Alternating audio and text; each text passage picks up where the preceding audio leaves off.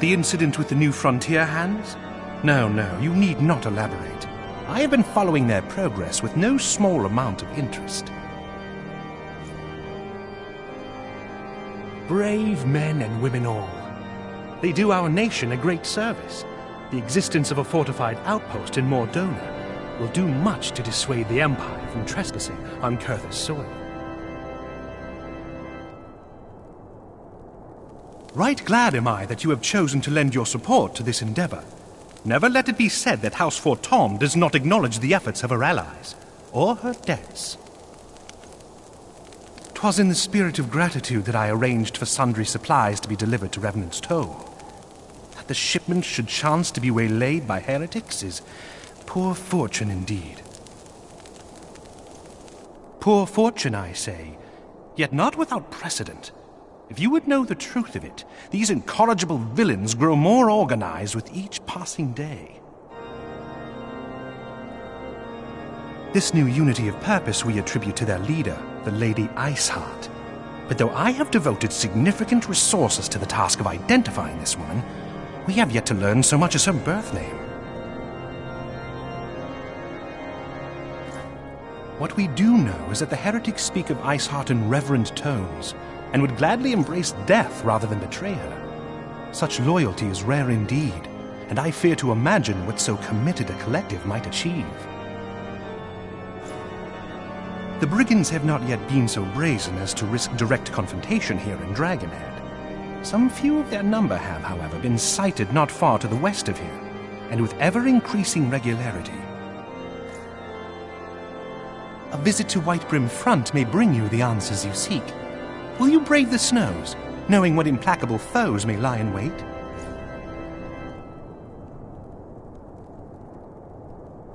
Halone's blessings be upon you!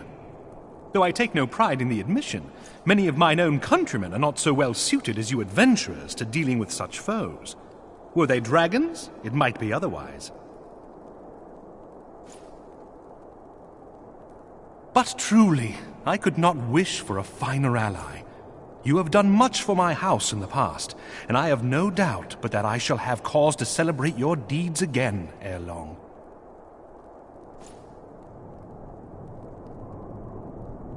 Should you learn aught of value, pray return to me forthwith.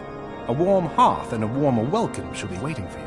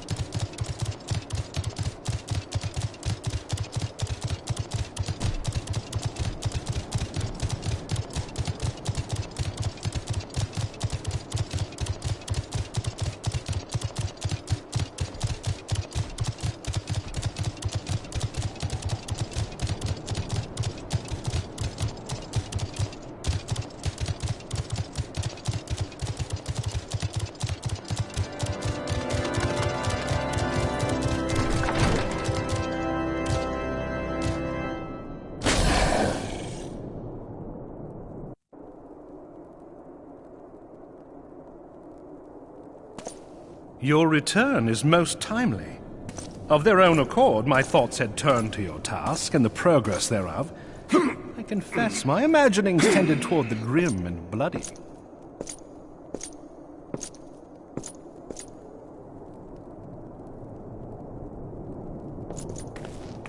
But you are here now, and I suspect such frivolous wonderings do little justice to the reality of your travails. Tell me, what did you learn of Iceheart?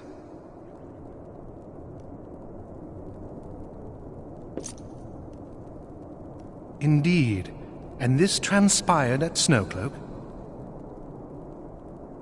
Of all the highlands, that towering wall has borne the worst of the region's brutal shift in climate. So inhospitable has Snowcloak become that we have still to survey the area in its entirety. Could its frozen heights conceal the heretics' hideaway? Mayhap a more robust reconnaissance effort is in order.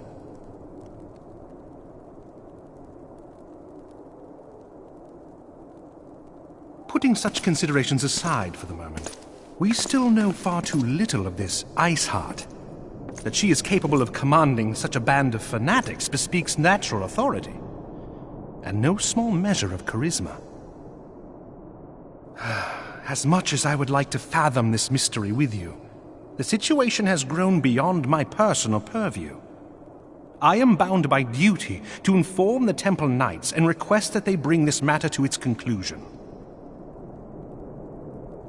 Given the glowing reports the new commander has garnered thus far, I am certain that they can be relied upon to take appropriate action.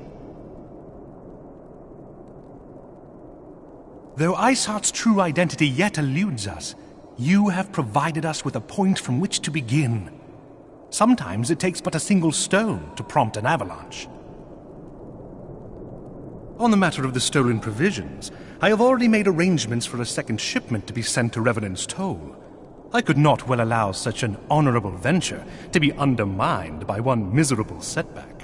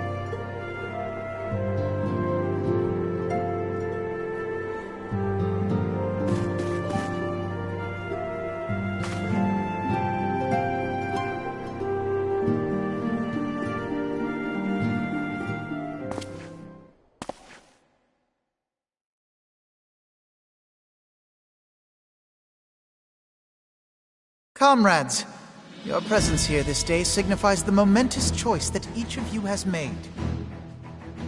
With your strength now pledged to the scions of the Seventh Dome, you are beholden to no single nation.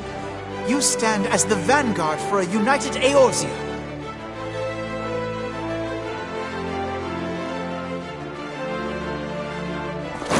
From this moment forth, I declare you Crystal Braves.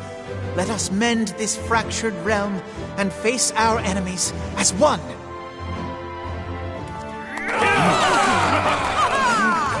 Whether it be the Beastmen and their primals, or the conflict in Carteneau, it is plain that the nations of Eorzea cannot solve the problems which plague the realm.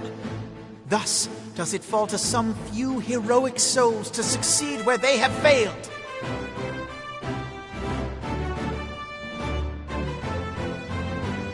Come, take your place at the Scion's side as guardians of Eorzea, and together we shall fight for the freedom of all! For the freedom of all!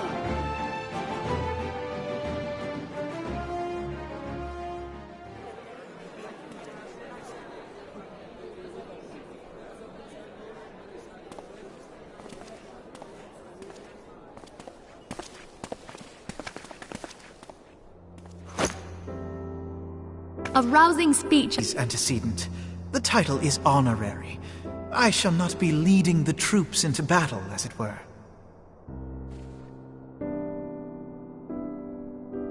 We are of the same purpose. Let us join hands and do what must be done to save this land.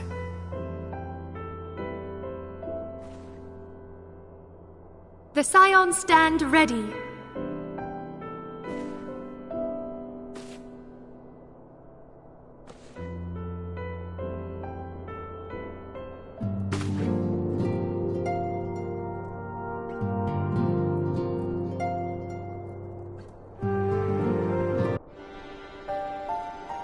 I'm eager to see what the Crystal Braves might accomplish.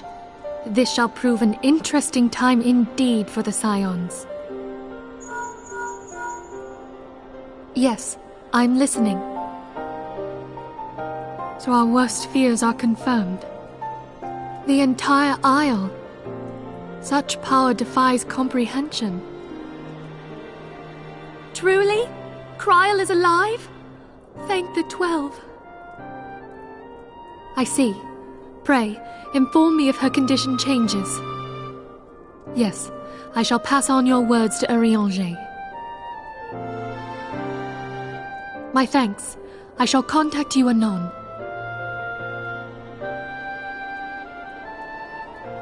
When I learned of the loss of the Isle of Val, I dared not hope that my friend had survived. Yet, by some miracle, it would seem she has. She's still to regain consciousness, it is true, but better that than death.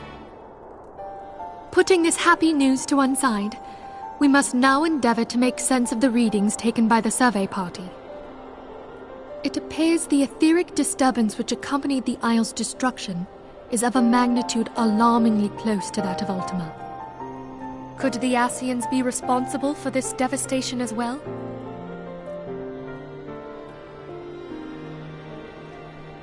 I wonder, have you heard aught from the Mother Crystal since the battle with the Garleans?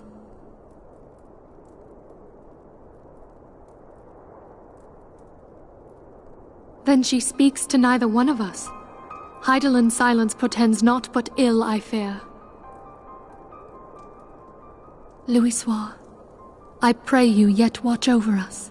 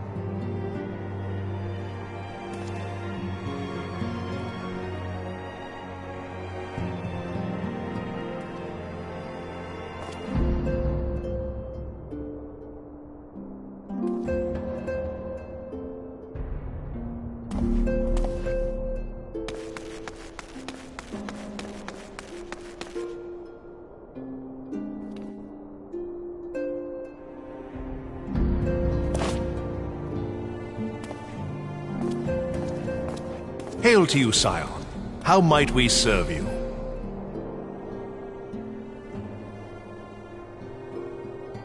Commander Leveilleur bade you serve us?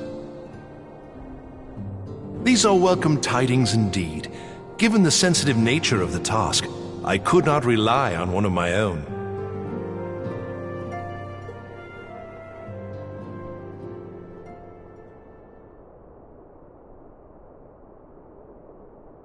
That which I'm about to tell you, I tell you in the strictest confidence.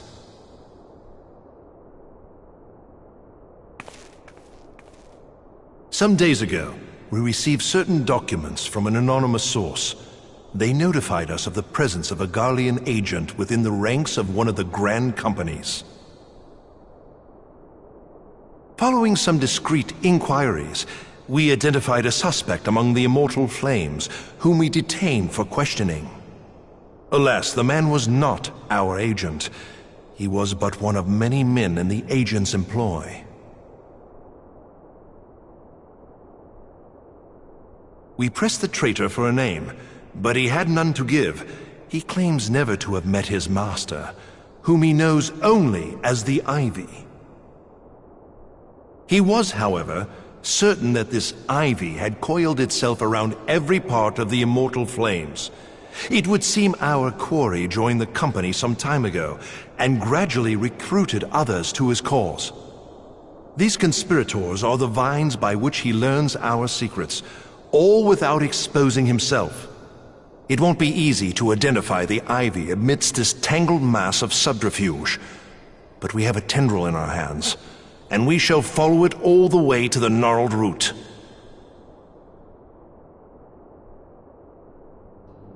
Now, much as I would prefer to proceed with due discretion, circumstances demand that this matter be settled post-haste.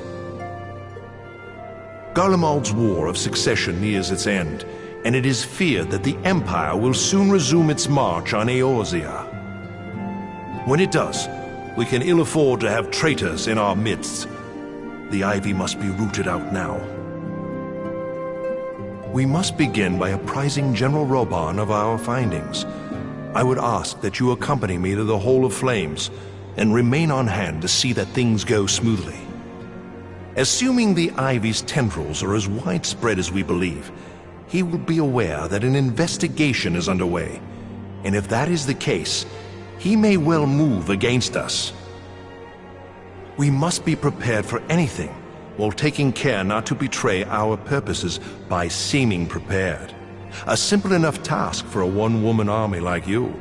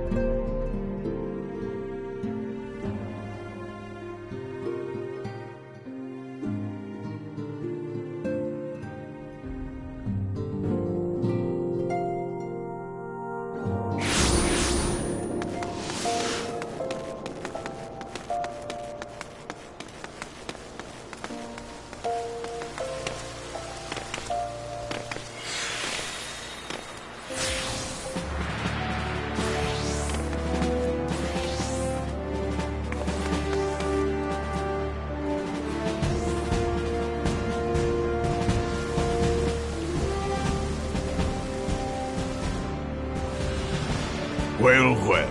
What brings you here, my friend?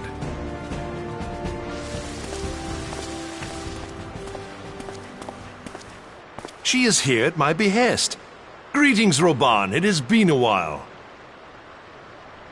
Hilbert, you old scoundrel. When they told me you'd be visiting, I scarce believed my ears.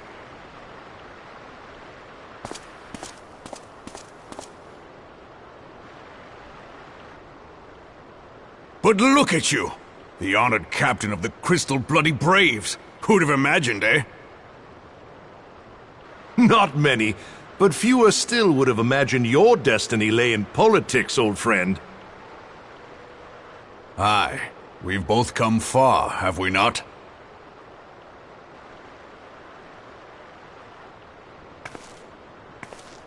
Lest you wonder, Hilbert and I go back a long way. We've been friends and rivals since we were lads. The last time we saw each other, Alamigo had just fallen, so you can guess how many summers it's been. And in all that time, not a word from the fool. Ah, well, my dealings tended toward the modest and mundane, unlike some I could mention. As I hear it, no sooner did you reach Thanaland than the brass blades clapped you in irons and dragged you off to die on the blood sands. Being a stubborn sort, you won 1,000 matches and earned yourself a place in the people's hearts while you were about it. Then, with your mountain of prize money, you bought the Colosseum and secured a seat on the Syndicate. Those balls, brother! Rags to riches does not do it justice. You're a hero to the common man. Pah! Spare me. I am no hero. If anyone is worthy of that title, it's our friend here. Next to her, I'm little more than a glorified butcher. But you, Hilbert, you sell yourself short. By all accounts, you are an adventurer of some standing. I like to think that I did my part for the greater good. But if you're no hero, then I'm no adventurer, not in this company. Anyway.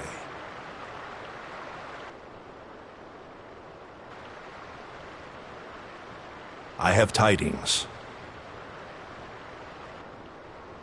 So there has been progress. I've let it be known that this meeting is a reunion between old friends. None will give your visit a second thought. To convene elsewhere would only attract attention. Let us speak here, in plain view of all.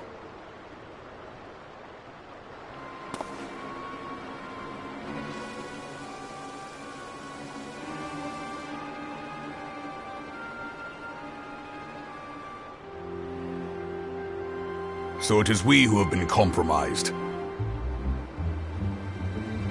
Teleji Adeleji's machinations have shaken Ul'dah to her foundations.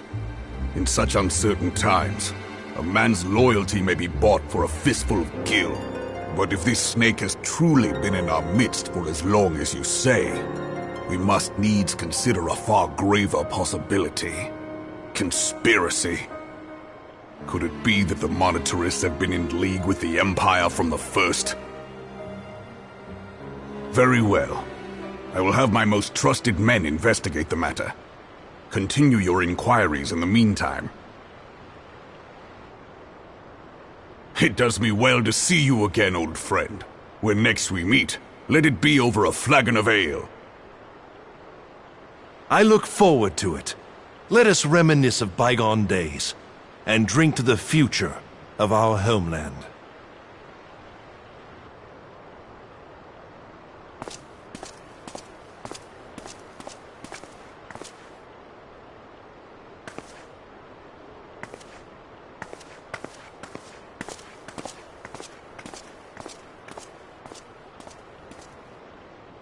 Flame General, you wear the mantle well, old friend. I must work hard if I'm to keep up. Well, it would seem your services were not required after all. I dare say we have Roban's Prudence glad of your presence. My thanks, Scion.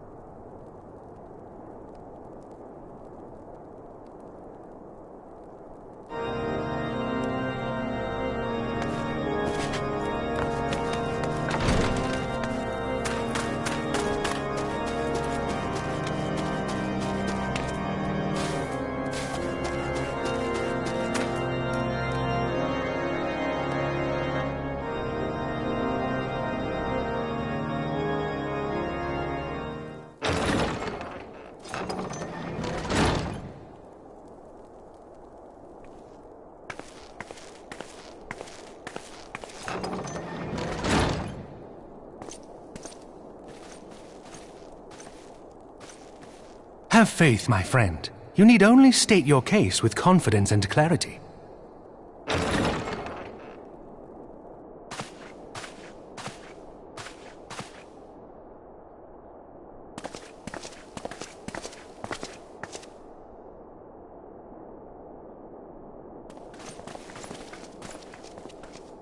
Commander Leveilleur, it is both an honor and a pleasure to meet you.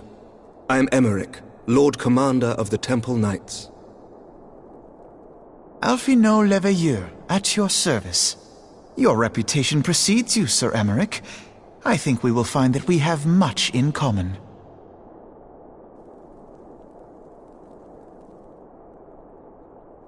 Speaking of reputations, yours towers over us all. Does it not? It does indeed, Lord Commander.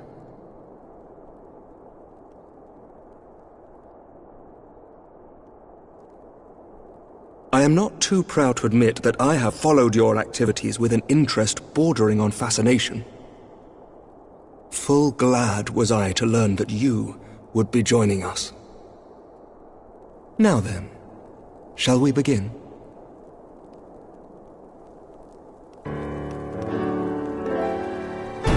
We know full well that the Garleans will return in force ere long. What is more, we have yet to achieve a lasting victory over the primal menace. The beast tribes continue to summon their gods, and each incarnation is stronger than the last. Ishgard is not immune to these threats. I must reiterate that it would behoove your nation to rejoin the Eorzean Alliance. Once again, I must respectfully disagree. On what grounds? Despite their presence in Kurthus, the Ixal do not concern us. Their territorial claims pertain to Gridanian lands, and it is the people of Gridania whom they harry. Consequently, the Holy See judges this to be a Gridanian affair, and Ishgard does not intervene in the internal affairs of other nations. Even were that not the case, our forces are wholly committed to the Dravanian conflict. We have not the knights to spare. As for the Garleans, we are not ignorant of history. We have observed the rise and expansion of the Empire, and we agree that it is only a matter of time before they resume their campaign in Eorzea. Then surely it would be in our best interests to present a united front. Mayhap one day, but not yet. Gaius van Belsar is dead, and the legion of conscripts he left behind lacks the will to fight. We think it highly unlikely that they will emerge from behind the walls of their castra for some time. Forgive me, but if Ishgard's position has not changed, why did you agree to this meeting?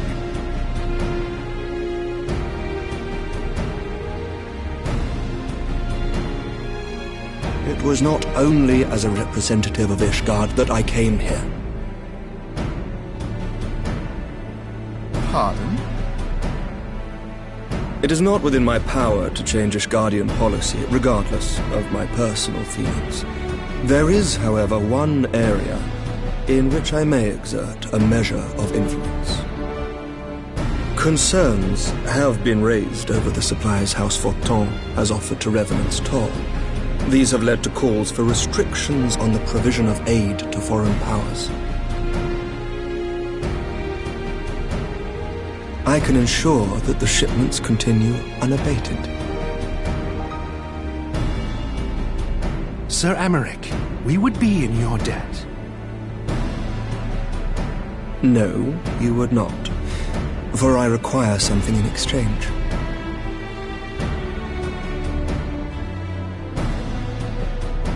Of late, there has been a flurry of Dravanian activity, the purpose of which was not immediately clear. However, our astrologians have since observed alarming changes in the heavens. The dragon star waxes unnaturally bright, and there are whispers that it portends the resurrection of Midgard-Sorma. The fallen guardian of Silvertear Falls? That's absurd. Full many times have I gazed upon the dragon's corpse still wound around the Agrius, and wondered how different our world might be if it yet lived to plague the skies. I do not know, and I do not wish to know, nor does any son of Ishgard. Yet the mere presence of Dravanian forces is not sufficient grounds to send knights to Mordona, whatever our astrologians say. As I told you before, we have not the forces to spare. But we do. So you will intervene on our behalf if we agree to watch over the Keeper of the Lake. Do you accept these terms? I do. I will see that you are kept abreast of any developments. I regret that we could not come to a similar agreement on other matters, but I understand that you are not at liberty to make such decisions. Nevertheless, I hope that what we have accomplished here today will serve to demonstrate to your countrymen that we can work together towards a common goal. Mayhap one day we shall look back on this moment as the first step towards a united Eorzea. Mayhap we shall, Commander.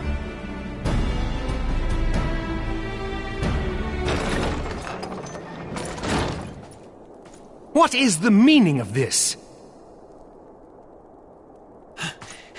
The caravan, my lord. It's been attacked.